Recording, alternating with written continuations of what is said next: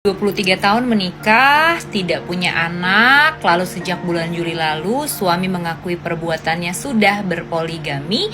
Sejak 3 tahun lalu menikah dan punya 2 orang anak, dimana anak keduanya ini sekarang usianya baru 2 bulan, jadi baru aja lahiran. Sedangkan anak pertama dari istri sirihnya usianya sudah kurang lebih 2 tahunan. Jadi alasan utama kenapa suami berpoligami dan menikah sirih begitu ya, pure benar-benar karena ingin punya keturunan, tapi selama ini nggak pernah berani bilang sama istri, tentu aja ya, nggak ada suami yang berani. Dan suaminya ini berpoligami dengan seorang janda yang udah punya 1 anak, jadi total dengan anak sambung ya, total suaminya sekarang punya 3 orang anak gitu. Kami tidak mau menceraikan, tidak mau bercerai, tidak mau berpisah, dan benar-benar mempertahankan rumah tangga. Berharap kita sebagai istrinya dapat menerima pernikahan poligami ini dan bisa berkumpul menjadi satu keluarga yang bahagia bersama dengan anak-anaknya. Ya, ini adalah cerita dari salah satu sahabat kita yang baru aja one on one sama Mimi kemarin ya, hari Kamis pagi-pagi. Sebenarnya di poligaminya sudah sejak 3 tahun yang lalu, tapi baru tahu di akhir Juli, jadi kurang lebih baru tahu sekitar 3 bulan yang lalu. Dan pastinya harapannya ketemu ngobrol sama Mimi itu pingin tanya aku harus apa gitu ya, aku harus apa Mi, aku harus gimana, terus menurut Mimi sebaiknya apa. Sebagai seorang istri dan perempuan, apalagi mendampingi pernikahan udah 23 tahun lamanya, pasti ini bukan sesuatu yang gampang diterima sama istri manapun. Dan pastinya kalau boleh jujur, jauh di dalam hati, hal yang kita inginkan, yang kita mau adalah sanggup bisa melepas, bercerai, berpisah dengan suami, apalagi yang udah sampai berpoligami punya anak begini. Yakin satu-satunya keinginan terdalam kalau disuruh boleh pilih dan punya kekuatan super, pasti maunya ya bercerai, berpisah sama suami. Karena siapa yang sanggup? Orang yang selama 23 tahun menjadi bagian dari hidup kita. Kita ngerasanya tuh dia adalah aku adalah dia.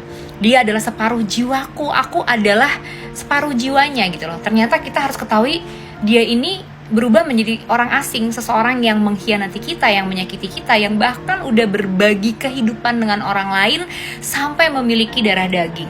Ini pasti neraka dunia untuk istri manapun. Sekalipun artinya kita mungkin tidak bisa memberikan keturunan, menurut Mimi ini bukan hal yang mudah diterima sama istri manapun. Kebayang ya seperti apa rasanya neraka dunia yang lagi dijalani sama sahabat kita ini. Tapi sayang, sesakit apapun, setidak sanggup apapun menerima ketetapan ini, tidak semua istri langsung bisa sanggup memutuskan untuk berpisah atau bercerai dari suaminya. Gak semua istri, bahkan kebanyakan ya yang tidak bisa. Semau apapun, sepingin apapun, semarah apapun sama kondisi ini, banyak dari kita yang justru semakin tidak sanggup untuk keluar dari pernikahan ini, untuk mengambil keputusan bercerai atau berpisah. Sehingga satu-satunya cara udah pasti adalah, gimana dong, aku harus apa, bagaimana cara aku bisa menerima dan menjalankan ini semua, aku gak sanggup, aku harus berpikir apa Mi, biar ini semua lebih mudah untuk aku cerna, lebih mudah untuk aku terima, lebih mudah untuk aku jalankan. Oke, pertama-tama Mimi paling cuma bisa bilang bahwa dalam kondisi seperti ini,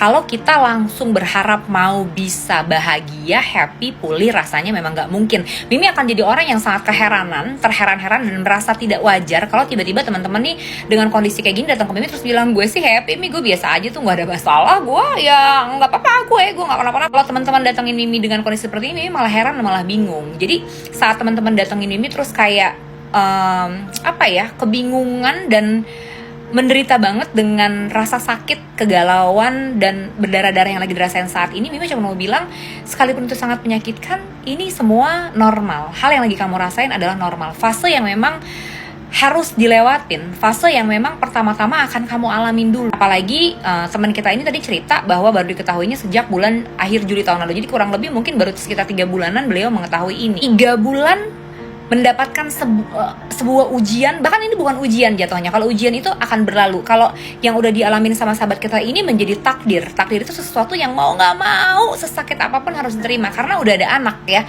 udah ada anak dan gak mungkin anak dibuang. Kalau misalnya mungkin cuman menikah doang atau berselingkuh doang, masih bisa diceraikan, masih bisa ditinggalkan. Tapi kalau udah ada anak kan gak bisa gitu loh.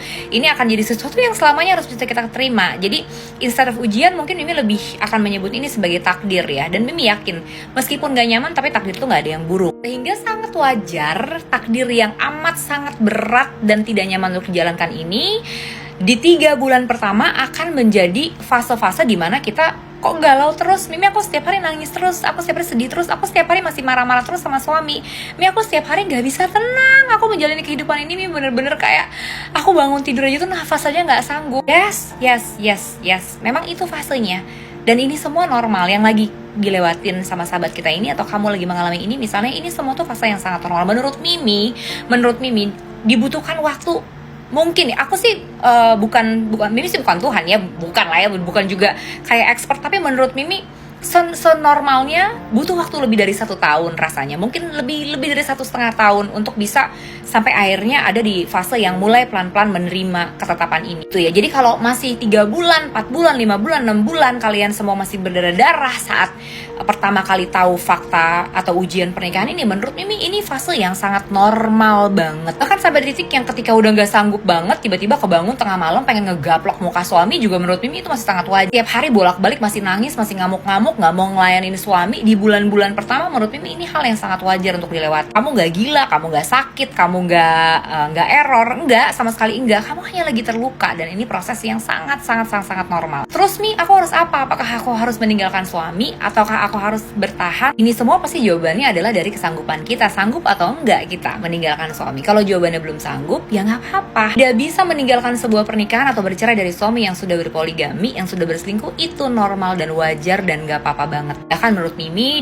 di case-nya teman kita ini, beliau juga mengatakan kalau suaminya itu ya sangat suportif gitu ya, setelah mengakui perbuatannya sangat suportif, menunjukkan sikap yang positif lah ya, berusaha untuk memperbaiki kondisi, situasi, walaupun nggak bisa meninggalkan istri siri dan juga anaknya pasti karena udah punya anak ya. Jadi suaminya ini proaktif untuk membuat perasaannya nyaman, meminta maaf setiap hari, tidak mau menceraikan, berusaha untuk kembali membangun kualitas hubungan di antara mereka. Jadi suaminya dalam hal ini suportif gitu ya. Dengan situasi seperti ini, sebetulnya kalau memang pilihannya tidak sanggup bercerai, nggak apa-apa banget untuk tetap memilih bertahan dan bersama-sama selama memang itu yang paling sanggup untuk kita jalani. Terus kedepannya gimana Mi? Kedepannya ada 2 pilihan. Saat kamu sudah bisa menerima, mungkin saja kamu malah bisa berdamai dan berbahagia dengan kondisi ini karena akhirnya merasa juga punya anak. Atau ya setelah sekian waktu dicoba untuk menerima ternyata nggak bisa juga, akhirnya kita sanggup untuk melepaskan dan benar-benar bercerai dari suami. Dua-duanya ini keputusan yang sah-sah aja. Mau memutuskan bertahan lalu bahagia, atau memutuskan untuk melepaskan tapi tetap bahagia, ini dua-duanya normal aja. Yang menentukan adalah waktu. Makanya Mimi cuma bisa bilang ketika lagi ada kondisi seperti ini, memang mengambil keputusan itu bukan waktunya, belum waktunya. Biarkan dulu rasa sakitnya itu berproses ya, karena kita harus benar-benar udah dalam kondisi yang sangat pulih, hatinya sudah mulai sehat lagi, sudah mulai recover lagi, baru kita tahu keputusan apa yang harus kita ambil. Karena di fase-fase awal yang lagi penuh luka gini, yang kita rasain itu udah pasti adalah emosi, marah, gak terima, kecewa, sedih, sehingga keputusan yang kita ambil menurut Mimi akan jadi keputusan yang emosional, gak tepat, kemungkinan besar akan kita sesali di kemudian hari. Hanya Mimi minta sama teman-teman yang lagi ada di posisi ini, berikan diri ini waktu ya untuk merasakan lukanya dulu lalu sembuh. Biasanya waktu 6 bulan itu menjadi waktu yang paling cepat untuk bisa recover, tapi jarang ya yang 6 bulan udah benar-benar bisa pulih, normal, waras lagi setelah